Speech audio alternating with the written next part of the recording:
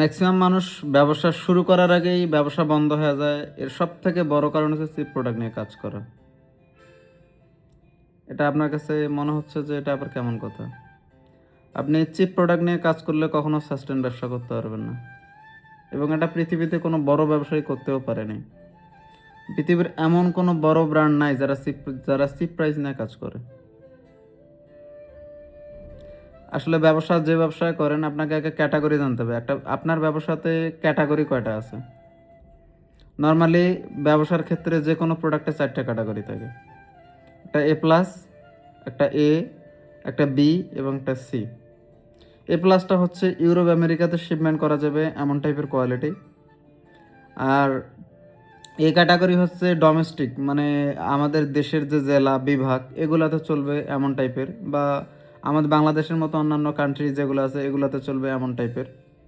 আর beta হচ্ছে দেখতে এর মতোই হবে কিন্তু কোয়ালিটি খারাপ হবে, মানে মানুষ ইনস্ট্যান্ট দেখবে যে প্রোডাক্টটা দেখতে এর মতোই বা কিন্তু না, কোয়ালিটি খারাপ হবে। সি হচ্ছে দেখতে পুরা এর মতো হবে কিন্তু সর্বোচ্চ গেলে 1 মান্থ 2 মান্থ যাবে, কালার উঠে যাবে, ফেব্রিক নষ্ট হয়ে যাবে, কিন্তু দেখতে এর মতো হবে।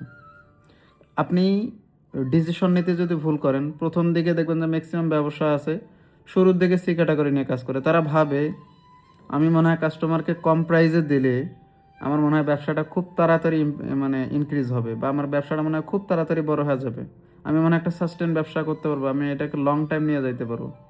কিন্তু এটা কি আপনার মনে হয় যে কোনো ব্র্যান্ড সব এটা চিন্তা করে না? তারা এটা আপনার থেকে আরও 50-100 বছর আগে চিন্তা করছে, কিন্তু পারে নাই। পৃথিবীতে এমন কোনো ব্র্যান্ড শপের নজির নাই যারা সি ক্যাটাগরির প্রোডাক্ট নিয়ে কাজ করে বড় আকার ধারণ করছে। এটা জানিস কি, প্রোডাক্ট মানুষ কিন্তু কেনার আগে প্রাইস দেখে, বাট কেনার পরে কম্পেয়ার করে প্রোডাক্টটা কতদিন যাচ্ছে, সাস্টেনিটি কি। ম্যাক্সিমাম ব্র্যান্ড সব এত বড় হয় কেন জানেন? কারণ তাদের কোয়ালিটি ভালো।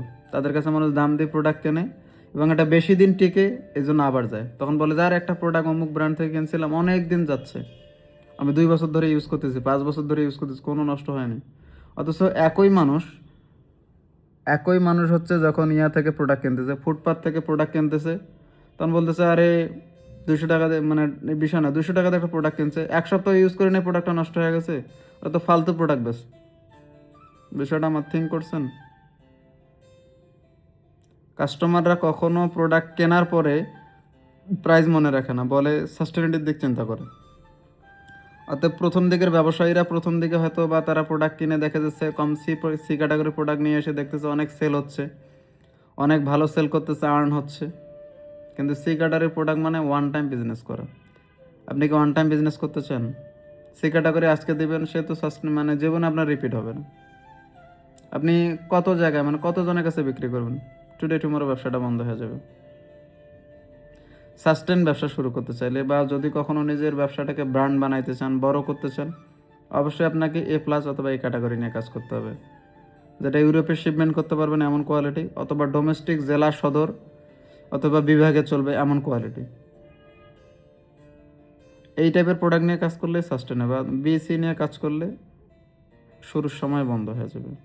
দেখবেন যে শুরু করতেছেন 6 মাস 1 বছরের মধ্যে কোনো কাস্টমার পাচ্ছেন না, সেল পাচ্ছেন না, বন্ধ হয়ে যাবে। এই ভুলগুলো যারা করেন, আশা করি যারা ব্যবসা শুরু করতেছেন বা আগে থেকে করতেছেন, কোনো বুঝতেছেন না, ব্যবসার লাভ লস বুঝতেছেন না, কাস্টমার পাচ্ছেন না, একটু ডিফারেন্ট হন, একটু ইউনিক ওয়েতে কাজ করেন। আর বিজনেসের সব থেকে বড় জিনিস, যদি আপনি ইউনিক ওয়েতে কাজ করতে পারেন, আপনি খুব তাড়াতাড়ি উঠে যাবেন। আপনি কোয়ালিটি এমন টাইপের কোয়ালিটি সেল করবেন যে কোয়ালিটি পাওয়া যায় না মার্কেটে, বাজারে পাওয়া যায় না, বাজারে খুঁজে যেন না পাওয়া যায়, তখন আপনার কাছে আসতে বাধ্য হবে। দেখবেন যে আপনার ব্যবসাটা দিন যত যাচ্ছে বড় হচ্ছে। প্রথম দিকে হয়তো একটু কষ্ট হবে, কিন্তু দিনের পর দিন আপনার প্রসারিত হবে, বড় হবে। ভালো থাকবে।